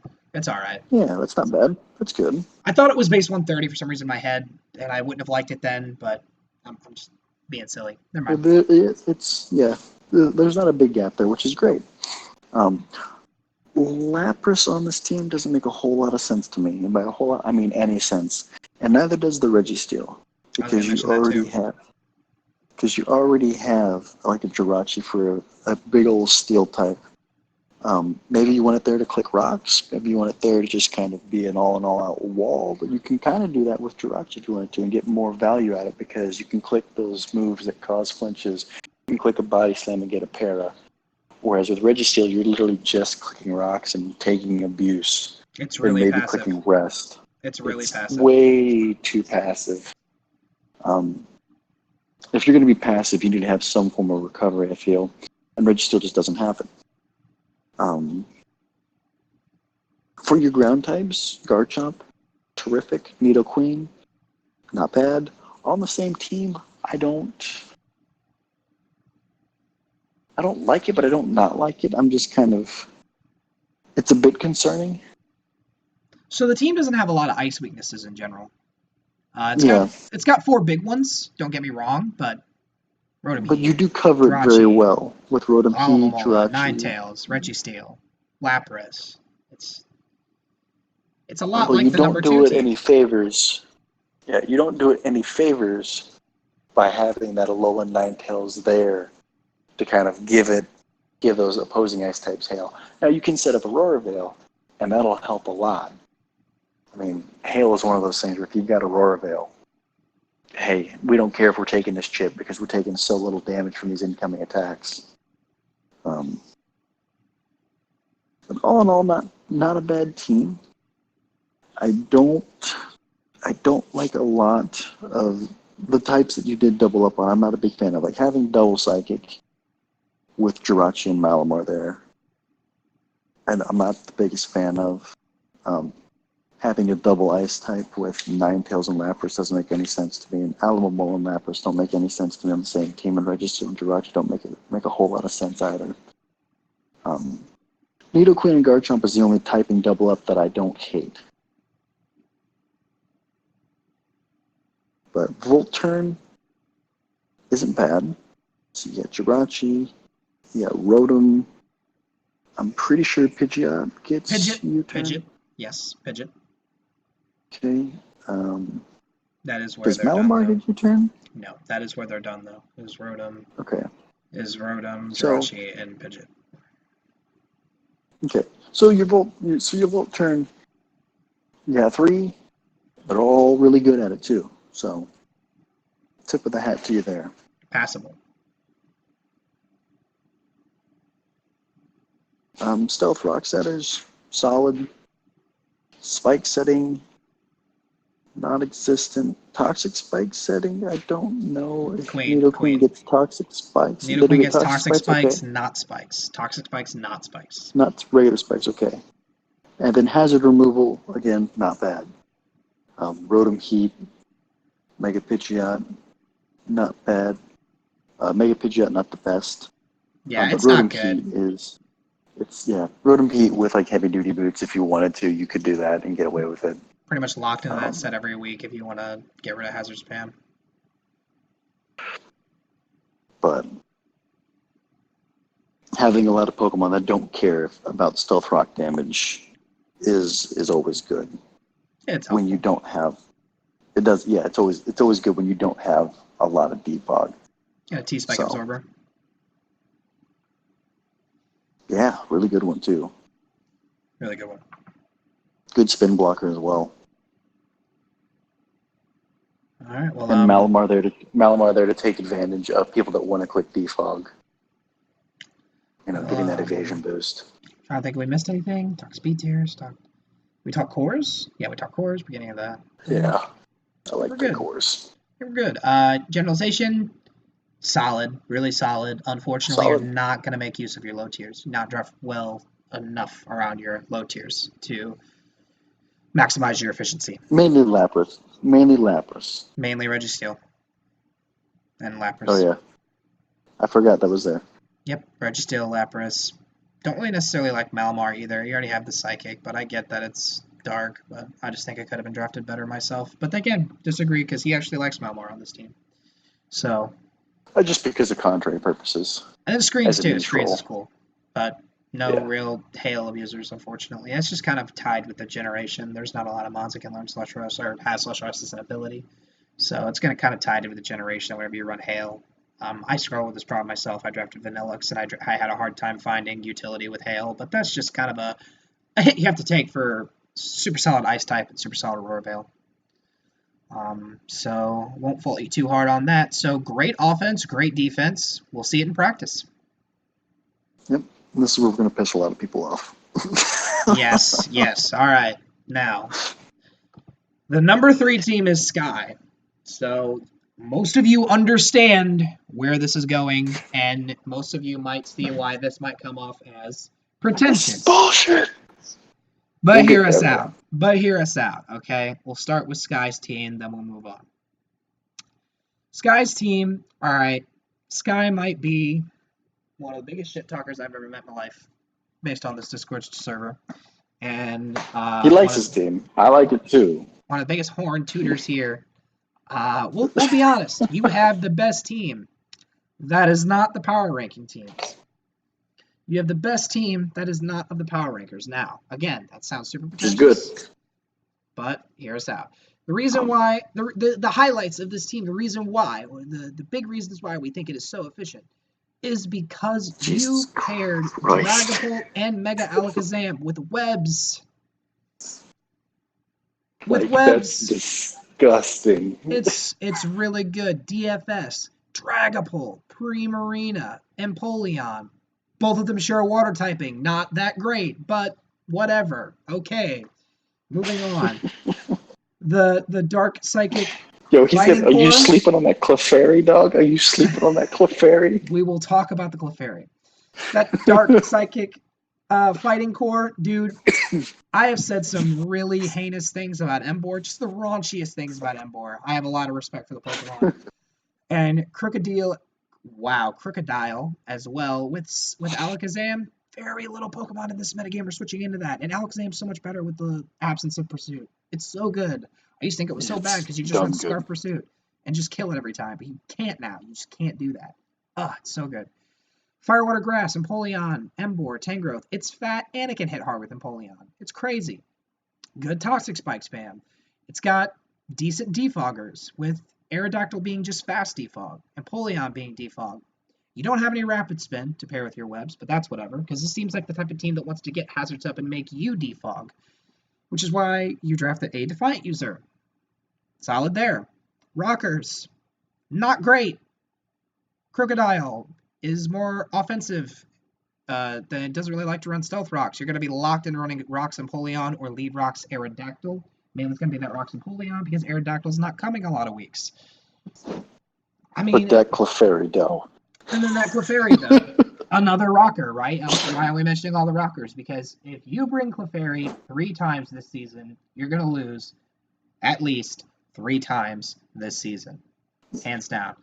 I'm basically looking at it as 10 Pokemon. You can tell me Prankster T-Wave all you would like. I'm not listening because I don't care. It's not good. It's a liability to your team.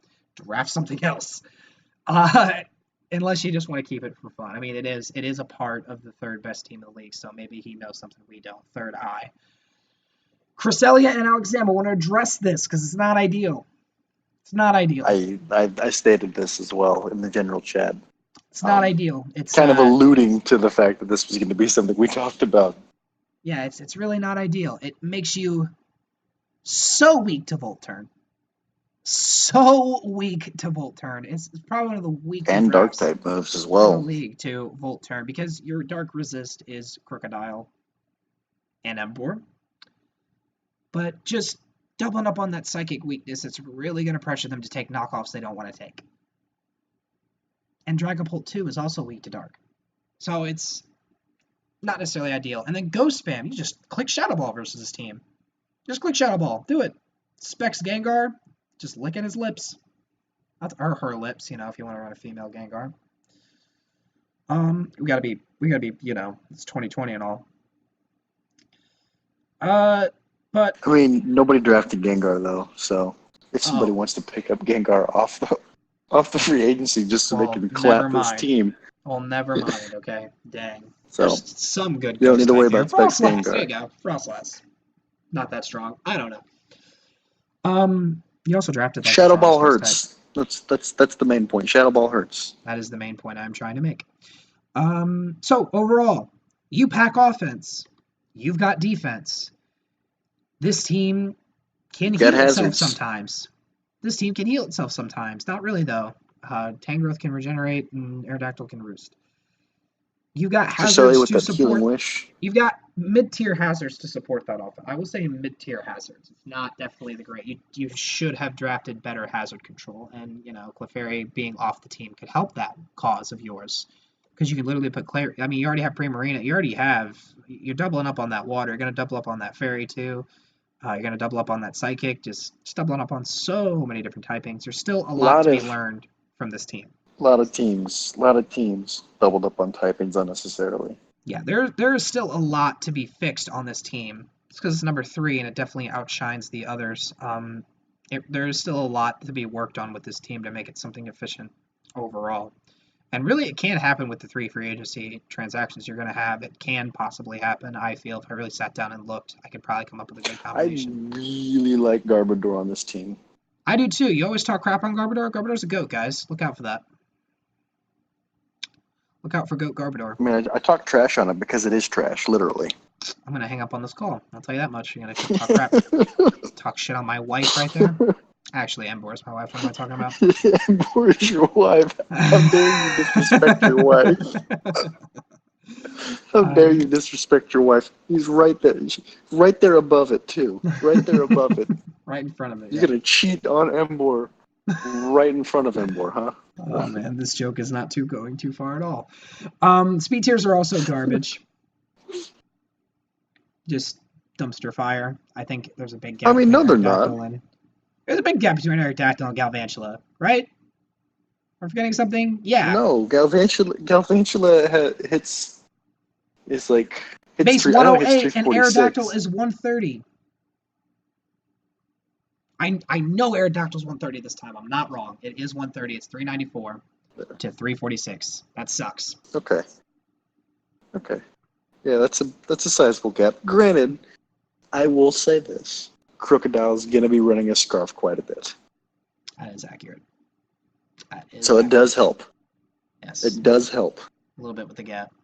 And then webs too help with that And gap. then, yeah, webs help with that gap as well, and Dragapult and Alakazam being in that insane speed tier is Yeah, just stupid. The fact that you can run like an Adamant or Modest or I guess Naive maybe on the Dragapult and run a Modest Alakazam because you have webs access is filthy.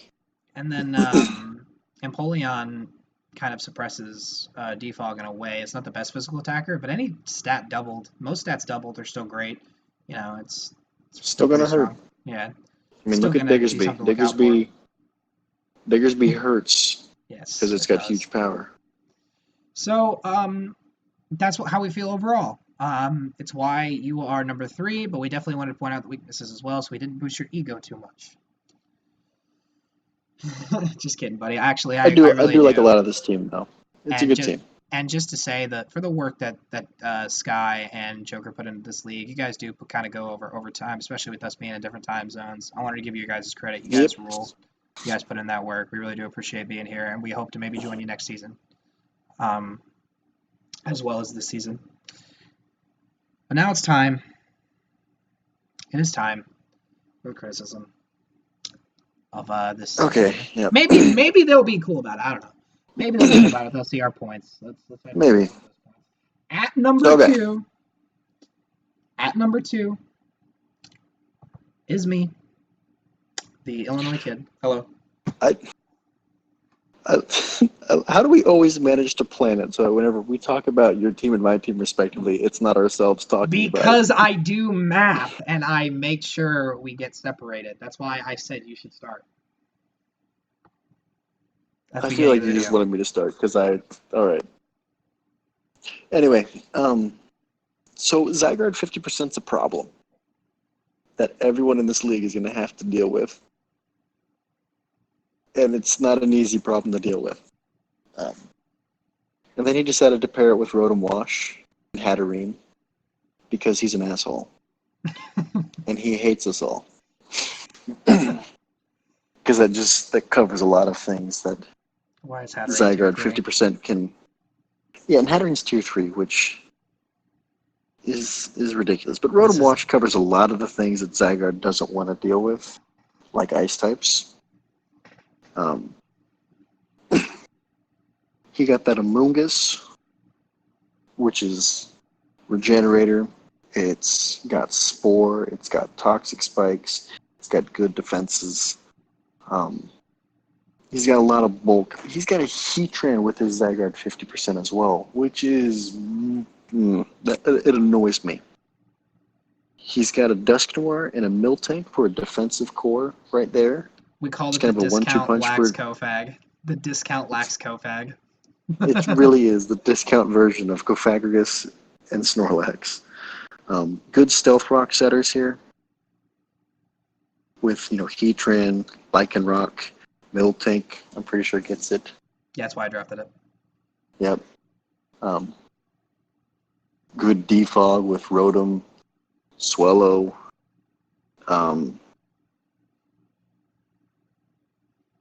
That's it. Where's your other one? No, seriously, it's just Rotom and Swellow. And I was going to make a point on that when it was my turn. I was going to make a point on that when it was my turn. Defog can leave you something to be desired. You do have a Hatterene there. However, Mega Heracross is also just a monster. It is a monster. It's going to come in, and it's going to kill something, and then it's going to leave. And then it's going to come back in again later, and it's going to kill something else, and then it's going to leave. And you're going to cry, because it's killed 2 of your Pokemon. And you couldn't do anything about it, because it 2-shots everything. But then we looked at his team. And we're gonna look at the Heatran, the Vanillix, the Zoroark, the Lycanroc, and the Miltank. They're all fighting weak. And I don't know how many of you guys noticed, they're all are fighting weak. I drafted 5 fighting Pokemon in a row. Yes, they're all fighting weak. I drafted 5 fighting weaknesses. I did. I understand. How is he the second best team? Because he drafted 5 fighting weaknesses. Well, he's got Dusknoir, he's got an Amoonguss, he's got a Hatterene, he's got a Rotom Wash that can really sponge up hits. Swallow pressure fighters. Yeah, he Heracross covered resist his too. ass well. Heracross is a resist as well. He covered his weaknesses to this massive fighting weakness that he's got. He did a great job covering it. Dusknoir there to just be a complete immunity as well.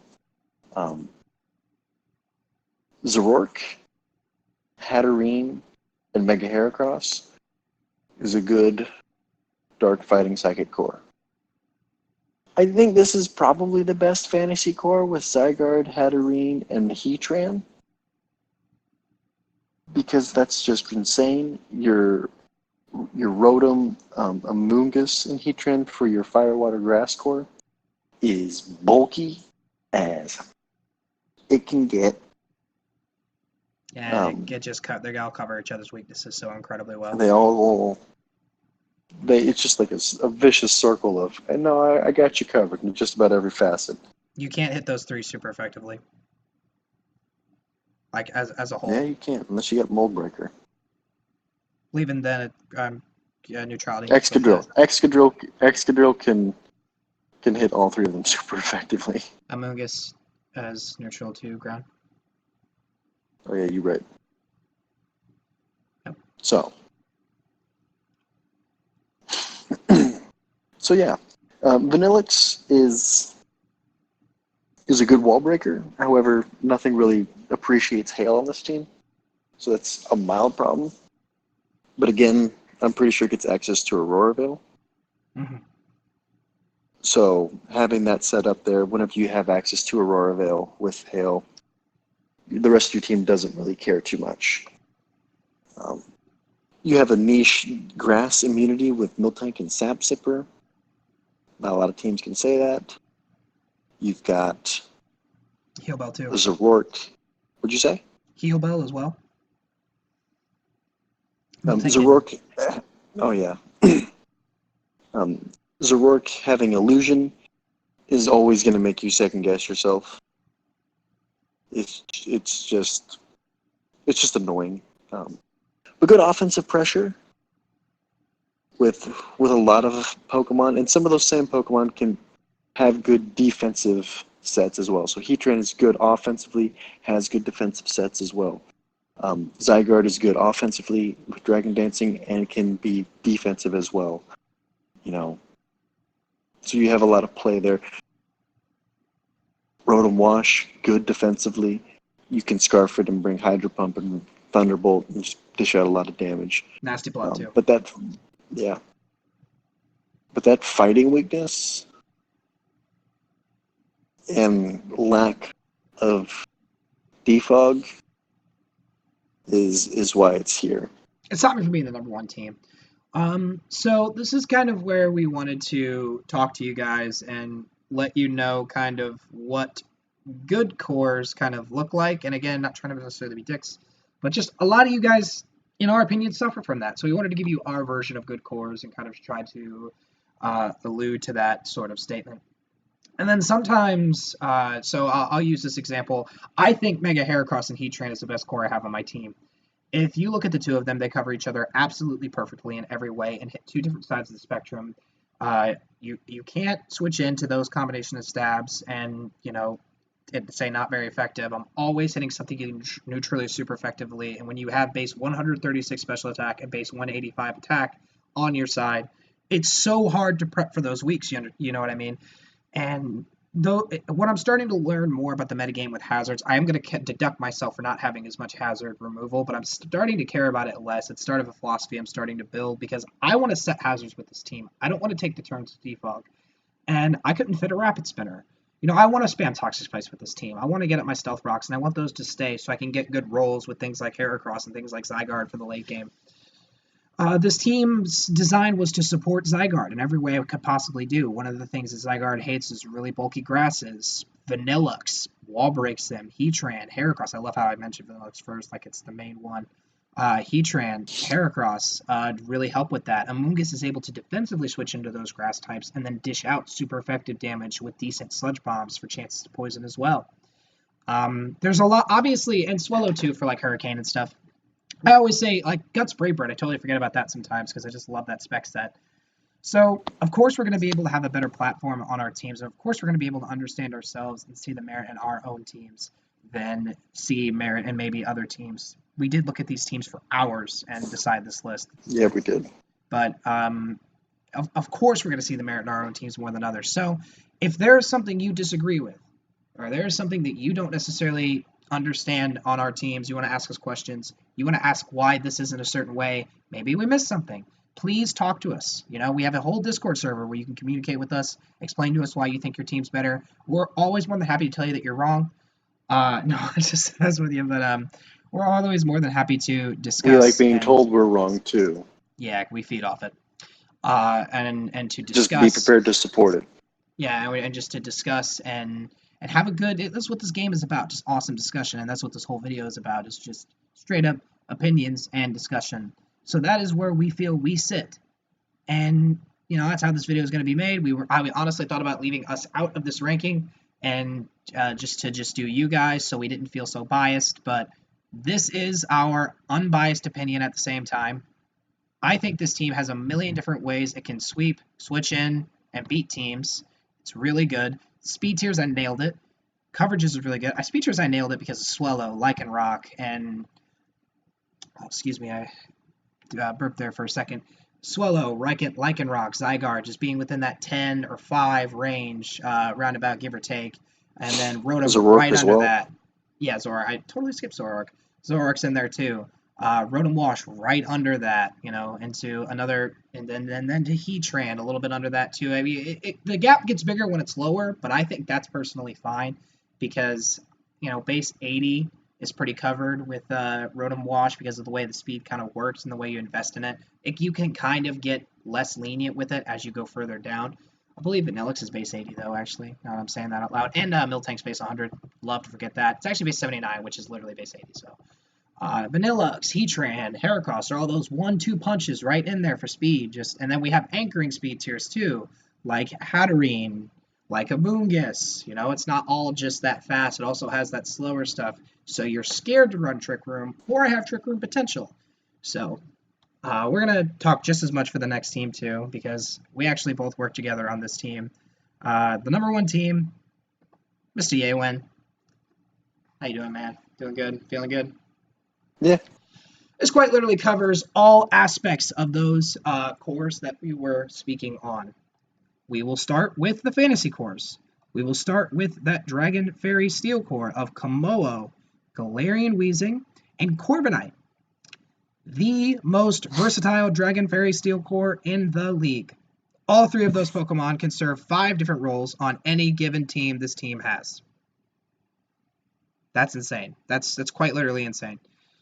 We're going to talk about Fire, Water, Grass. We're going to talk about Seismitoad, Incineroar, and Superior. It's the right combination of a super defensive one, a bit mid-tier, can take hits and can dish out hits, and then Superior, which is just stupid offense. You may say Superior was really nerfed with the loss of hidden powers, but he has so many ways to punish steel types. Komodo, Seismitoad, Incineroar, Body Press, Corviknight, Kofag being annoying and just staying in on them and burning them, making them take chip damage. Pinsir, clicking close combat, because it can do that. Can't say that feels good. It's definitely valid. Great stuff all around. It's got super good Volt Turn with Boltund, with Incineroar, with Mew, with Articuno, with Corviknight. It's really good. He did double up on that flying typing towards the end there, but Articuno was mainly for utility and that ice typing. And not to mention that Corviknight and Articuno, as it's hard to bring them on the same week, I can still see it. You can't necessarily nail everything. That might be a little bit of a gray area, but just because it has gray area does not mean it's still the best and really good. Yeah, no team is perfect. You're going to have issues on every team, including this one. Just to expand on this thing further, it's all about a centerpiece, right? Usually, like, people like to say, all right, I'm going to drop this mod. How am I going to support this Pokemon? For me, it was Zygarde. I supported Zygarde very well. He supported Pinsir by drafting 5 Defoggers. 5. Unless I'm missing one. No, 5. I mean, that's really good. This team is going to be able to click. It doesn't necessarily focus on spamming hazards itself. It clicks rocks and gets rid of them if it needs to. It's... And toxic spikes if I need to. Yeah, it's not really too geared on that because you do have Cofagrigus and Galarian Weezing.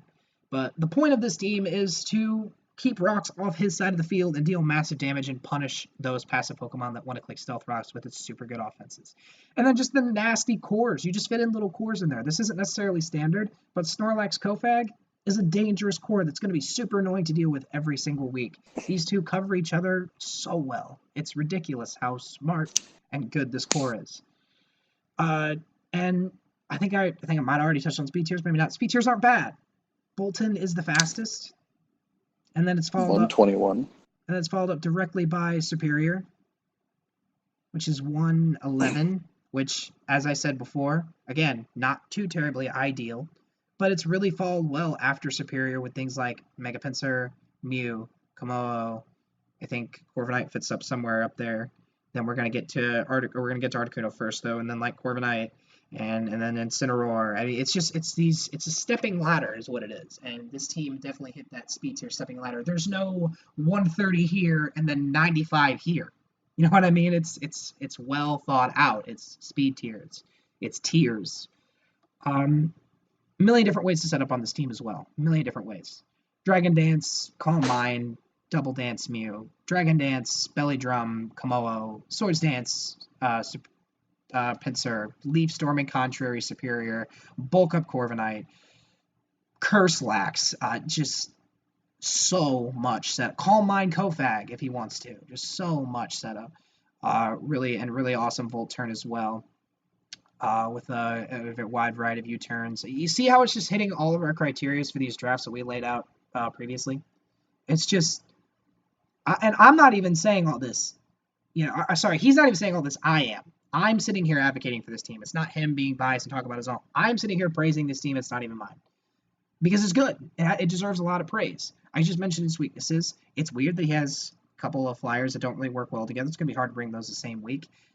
I will mention also that this team, as good as it is with setup, it can struggle versus opposing setup, because if you get in on things like Snorlax, Cofagrigus, Bolton, things that aren't hitting as hard, maybe like a non-boosted Corviknight, and you start clicking moves like Dragon Dance, Nasty Plot, things like that, you can force switches and cause some problems. This team has to defog for Pinsir, so you can capitalize on turns that it defogs by getting said setup up, or just punching something hard with one of your dark type wall breakers, getting off strong knockoffs. There's little idiosyncrasies here, but look how nitpicky I was being right there to talk about this team's weaknesses. You know what I mean? Like, look how far I had to go into it to talk about this team's weaknesses. And if you see any other weaknesses, let us know. Honestly, but please do. I'd love to patch them up. Right, and I've been talking. You have anything to say about your own team, or that I haven't covered yet? I mean, the Superior Edition is very nice, because if you set up webs on my side of the field, I will thank you for it. I will. If you Mew being able to set up every form of hazardous sand sticky web is going to force you to click defog, and Superior would love you to click defog. But yeah, I just wanted to cover most of my weaknesses that I had with Mega Pinsir. Like, okay, Mega Pinsir hates rocks. Well, let's get as many defoggers as I can. Articuno's there for an ice type.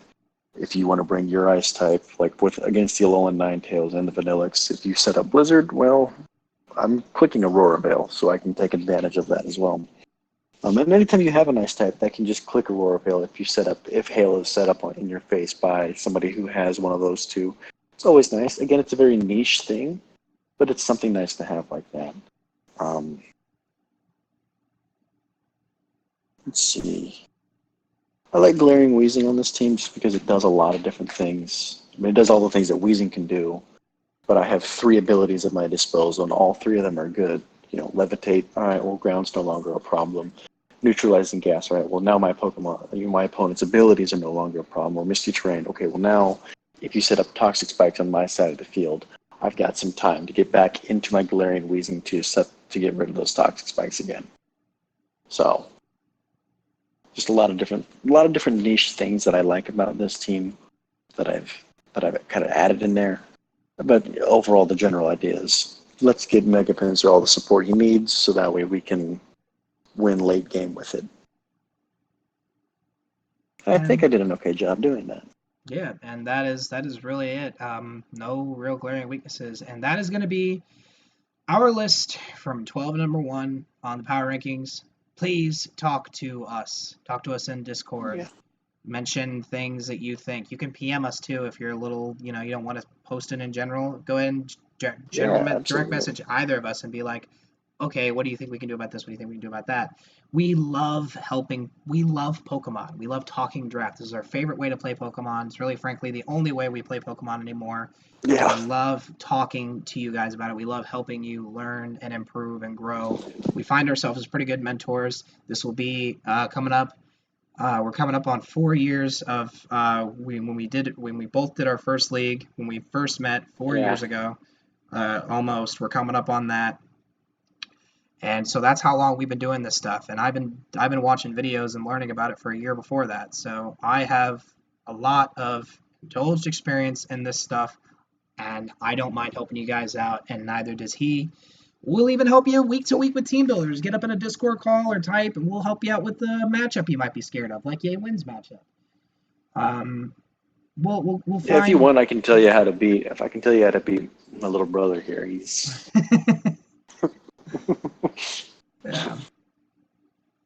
Yeah, we can help each other. I mean, we help each other out, Yeah, but to the extent that Brandon and I will go to help each other build teams, we will help each other team build for ourselves, which is kind of fun. We're like, all right, hey, I'm playing you this week. You want to help me team build? just sit there and theorize like matchups and just talk about, oh, Theorize, well, this is good. Oh, yeah, this is good. Like we were just doing that before we even started. We were just sitting there talking about like we already knew our game's gonna be a hell of a game because we already know a because bunch we're of aspects. Yeah, yeah. but I know most of you guys are new to this, and so you guys don't necessarily know the ins and outs of how to draft. Some of you guys might have seen some drafts. I know. For a lot of you, I think for maybe maybe three of you have done this before, but I know the vast majority of you guys have not done this before and not done a draft league before, and you guys all did a great job. I mean, there are some things that can be fixed on every team, um, on every team, all 12 of them. No team is very, very, very, very rarely do you see a team that's just, you know, piece de resistance of drafts. Um, but we've we've given our opinions. Tell us we're wrong if you'd like. Tell us what you disagreed with. If you wanted to um, if you wanted to get some ideas on maybe some trades, obviously he said that you can talk to us about it. But yeah, I mean that's about it. I hope this isn't too long. It's probably like an hour and a half to 2 hours long. We are so long-winded with these. and honestly, I like If it. you made it this far, thank you for sticking around and putting up with us rambling on. And But let us know if you want more of this because we can do other things with this league. Granted, this league has the legs. We can do like yeah, either mid-season talks, or I was honestly considering maybe every other week we go through the replays and just talk about the games and the analysis on what we can't do that every week. We both work 40-hour jobs. Oh, excuse me. yeah. But maybe every other I week. did I did mention maybe doing like a top five plays of the week and a top five oofs of the week kind of thing, and then Yeah. mid-season power ranking maybe, and like a postseason power ranking maybe. Just some ideas. You guys feel free to let us know what you want us to do. We're open to ideas for those types of things, but yeah. But as a very, very special treat for all of you who stayed, the very last thing I'm going to ask, I need to look something up real fast though on how we're going to do this particular thing. Um, okay, so I guess the red line is so I guess this league is top six go to playoffs. So based off that, of the 12, who's the top six going into playoffs? Oh gosh, who are the top six going into playoffs? Your predictions right now. Just okay. I'm gonna go ahead and say us Um, too. yeah, we're way too confident in our abilities, so it's hard for us to not say us, just because we trust ourselves. And then my Um, picks, if you want to take a second to think, I already have my picks. okay. I'm gonna go with Popeye, for number, not necessarily in any order, so so that's 3. Popeye, Sky, Arathorn, and you know what, Joker. Just based off team and what I've kind of heard about your guys' chatter and stuff, and how involved I feel you are in the game. Those are gonna be my 6. I'm gonna say IL Kid, Yay Win, Popeye, Skyrift, Joker, Arathorn. Did I say one more? I think I said one more. That's Popeye? 6. Yep, I said Popeye. I thought I didn't Yeah, say you said Popeye. All right, I will agree with myself. You, I'm